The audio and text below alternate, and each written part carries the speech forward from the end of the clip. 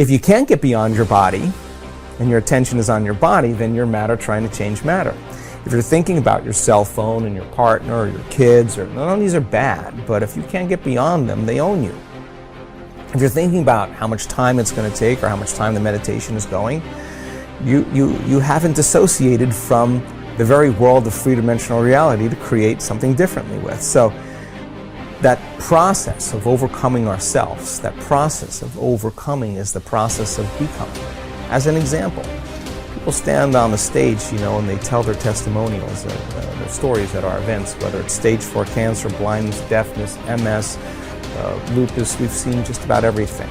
Parkinson's. So many people say, I really believe that this information, or that you could actually create a better life for yourself, or you could heal yourself. I always believed that it was true, and I saw the testimonials of other people. I've read the information. I saw the scientific research. I just never believed it could happen to me, or that I could do it. Now, this is a big moment. This is the moment you come out of the bleachers and you get on a playing field, because in order for that person to prove that their mind can affect their body, they would have to show up every day and do the work. If they don't show up, then they don't believe it's possible. They do show up every day. They do believe it's possible. And keep showing up every day after a period of time, you start feeling worthy to receive it. And the universe only gives us what we think we're worthy of receiving. So it's the overcoming process that is the becoming process. People who are sick in this work, I can guarantee you with stage 4 cancer that has metastasized to every organ, every tissue, every bone in their body, and they've gotten the diagnosis and the prognosis, I'm sure there were days where they felt fear. And they had to make one of two choices, to either do the work or surrender to fear. And they showed up that day, and they overcame their fear a little bit more and surrendered to love. That's a victory. There were days where I'm certain they didn't feel good. They didn't feel physically good, and I know that it was probably hard for them to think greater than how they felt. They couldn't do that if they were still their body. They would have to get beyond their body in order to change, and they showed up that day and they overcame their body a little bit more.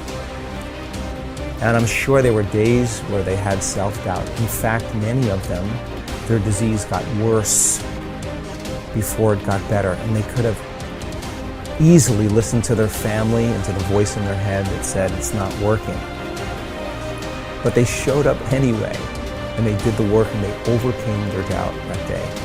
And I know there were days where they thought they didn't have enough time because they had children and work and all kinds of obligations, but they made time. And it was the overcoming that actually created the becoming. And so they weren't visualizing anything. They weren't affirming anything. They were changing. Now, many of them would have a great meditation, get up feeling wonderful, feeling like connected to the emotions of their future, and their sleeping patterns got better, had more energy, their pain diminished, but their blood values and their scans were still the same. They didn't say, oh, well, I kind of got a little bit better, but this doesn't work. That would be the old self, returning back to the old personality. They were more concerned about what they still had to change about themselves in order for their health to change. So they realized that many of them, 1 hour of meditation and feeling wonderful, and then spending 15 hours of your remaining day reacting and responding to everyone and everything in your life and believing those thoughts that are just hardwired programs in the brain and acting and behaving like the old self. Genes aren't going to change that way, so all of a sudden now it became practical. I got to get so good at doing this with my eyes closed. I got to do it with my eyes open. Now, this is the big game, because you got to be able to self-regulate. And so what became very practical to them is, now I'm going to rehearse how I'm going to be on the Zoom call. Now I'm going to rehearse how I'm going to be with my children, how I'm going to be with my ex. I'm going to monitor my responses. There's got to be a better way to be now. Now the game becomes very real, right? And then they review at the end of the day, when did I fall from grace? When did I lose it? When did I go unconscious? Tomorrow's another lifetime.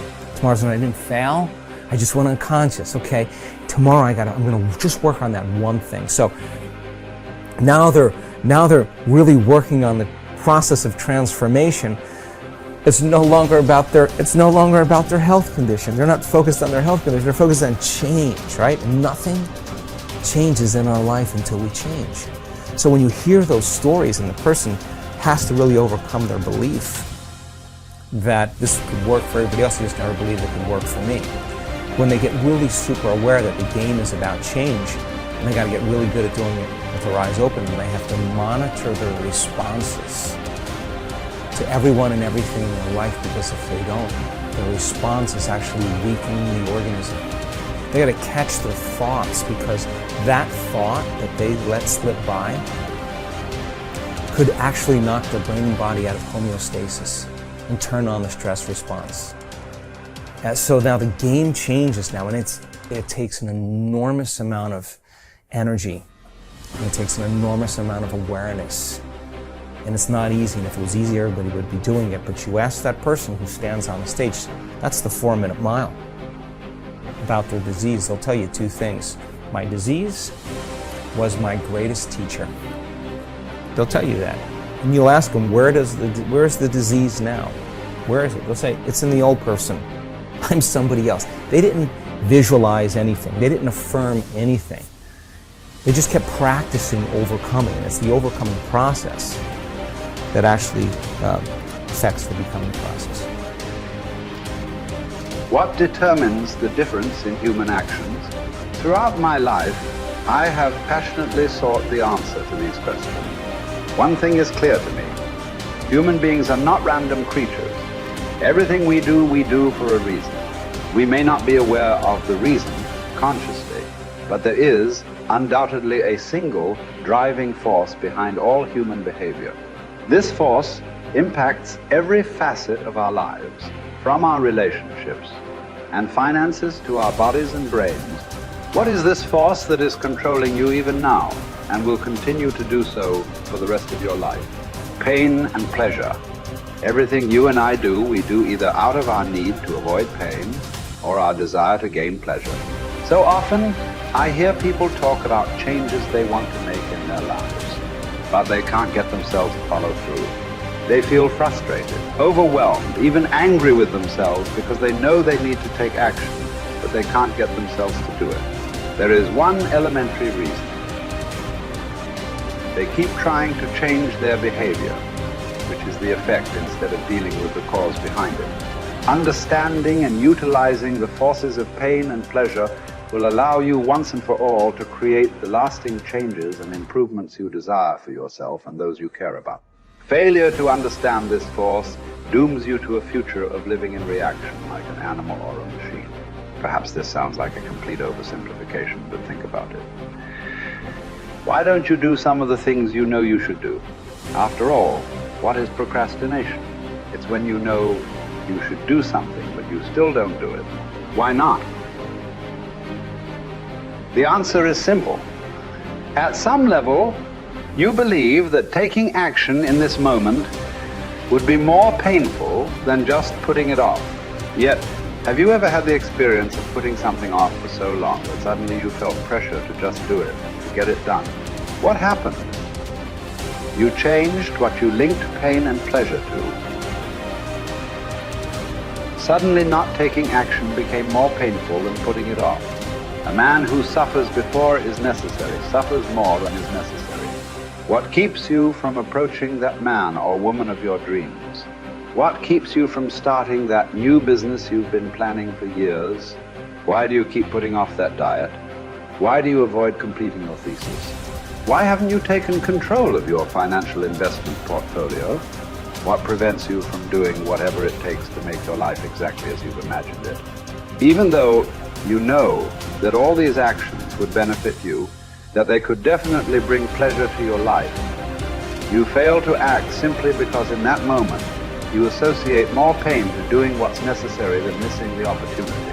After all, what if you approached that person and they rejected you? What if you tried to start that new business but failed and lost the security you have in your present job? What if you started a diet and went through the pain of starving yourself, only to gain the weight back eventually anyway? What if you made an investment and lost your money? So why even try? For most people, the fear of loss is much greater than the desire for gain, which would drive you more.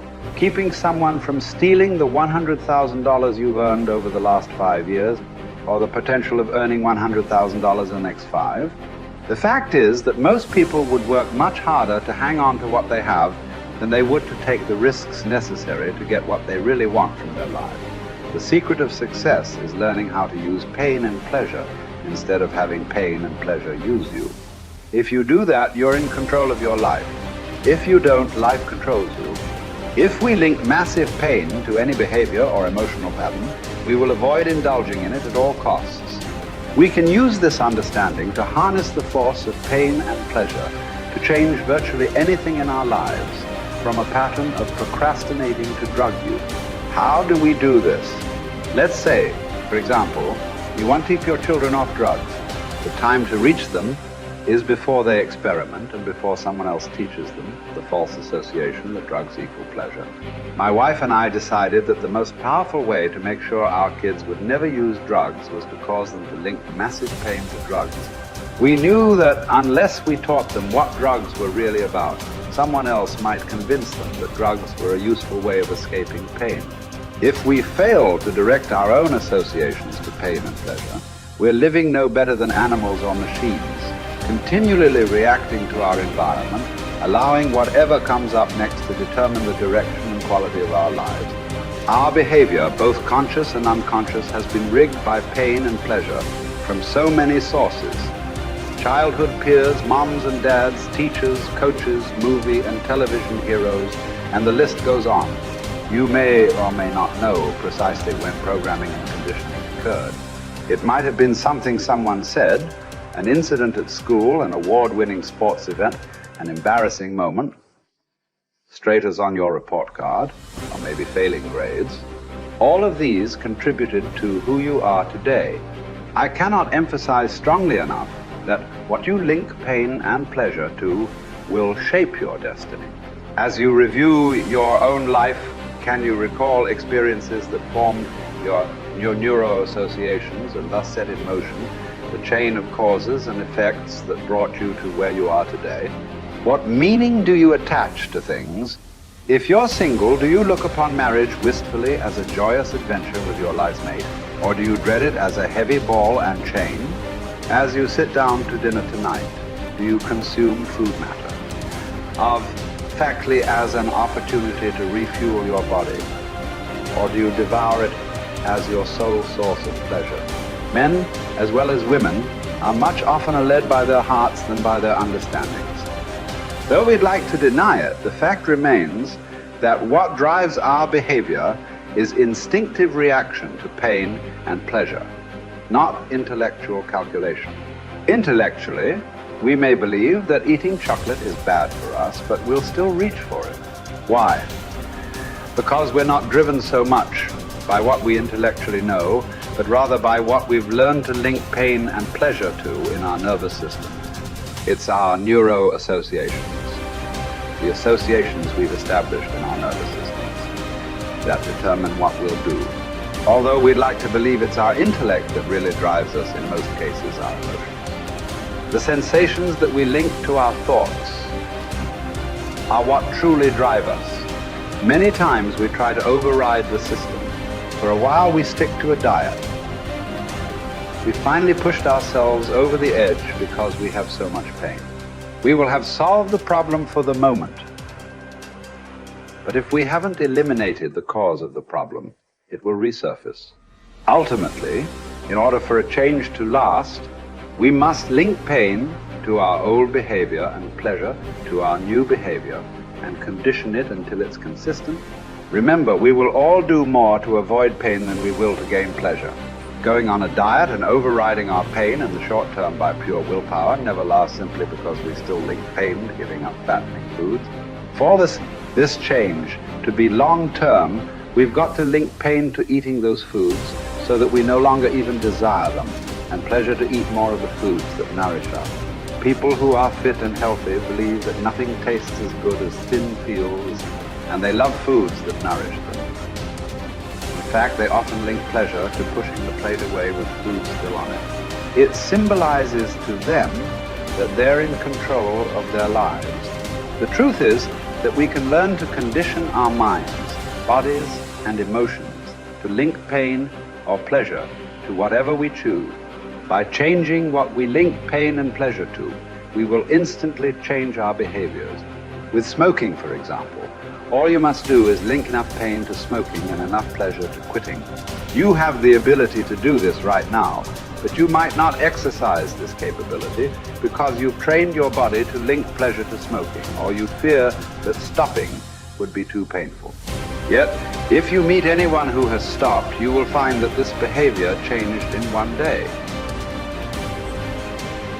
The day they truly changed what smoking meant to them,